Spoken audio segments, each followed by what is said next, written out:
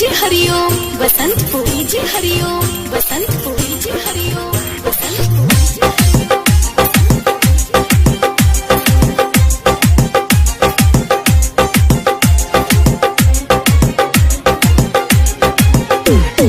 डोली तोरे डोली सुन डोली तोरे डोली जहिया पियावा के घर जाई रे, हई दीवाना वो दिन मर जाई रे।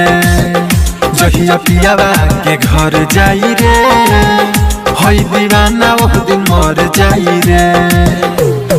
जानी पूरा गाँव टोला, जानी गाँव टोला तोरा ससुरोले खबर जाई रे, हई दीवाना वो दिन मर जाई रे। तोरा ससुरोले खबर जाई रे, हई दीवाना वो दिन मर जाई रे। Mix by Aditya recording studio Gopalganj, Gopalganj. DJ Hariom Basantpur, DJ Hariom Basantpur, DJ Hariom Basantpur, DJ हरिओम।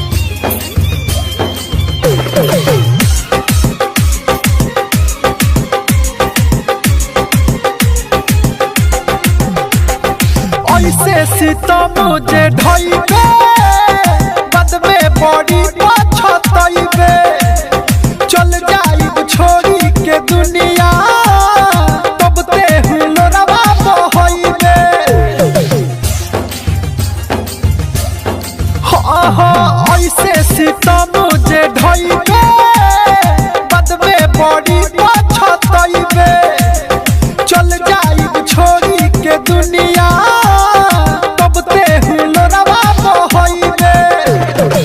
कहतारे भूल जा तू, कहतारे भूल जा बड़े ते तोहर जाई रे, हई दीवाना वो दिन मर जाई रे। डोली तोरे डोली सुन डोली तोरे डोली जहिया पियावा के घर जाई रे, हई दीवाना वो दिन मर जाई रे।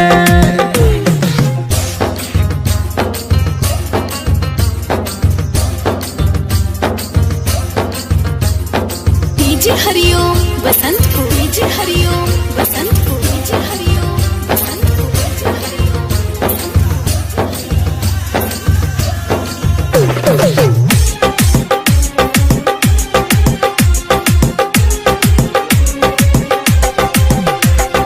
दोसर कौनो हथवा धारी, देखी के देह हमर जारी। तेही न रहबे जीवन में जी के दीपकवा का करी। सुनले दोसर कौनो हथवा धारी, देखी के देह हमर जारी। तेही न रहबे जीवन में जी के दीपकवा का करी। मनोज से सनाथ जानी मनोज से सनाथ तो तोरा पजर जाई रे, हई दीवाना वो दिन मर जाई रे। डोली तोरे डोली सुन डोली तोरे डोली जहिया पियावा के घर जाई रे, हई दीवाना वो दिन मर जाई रे। जानी पूरा गाँव टोला, जानी गाँव टोला तोरा ससुरोले खबर जाई रे, हई दीवाना वो दिन मर जाई रे। तोरा ससुरोले खबर जाई रे, हई दीवाना वो दिन मर जाई रे।